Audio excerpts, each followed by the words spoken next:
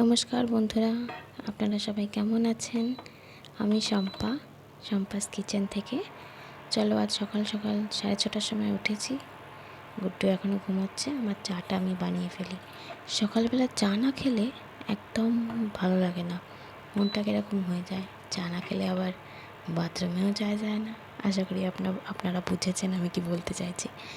তো চা, দিল্লি কা চায়, সবুজ কালারের একটা প্যাকেট আছে, ওই প্যাকেটটা দিয়েই আসে, ভীষণ সুন্দর। আর আদা দিয়ে দিই, আর সাথে অবশ্যই দিয়ে দিই লবঙ্গ। এই সকালবেলা লবঙ্গ, তেজপাতা আর আদা দিয়ে চা খেলে একদম তাজা হয়ে যায়। আপনারা কি করে খান?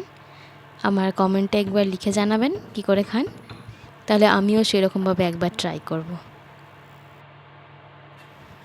এবার দিয়ে দিলাম, একটু রেখে দেবো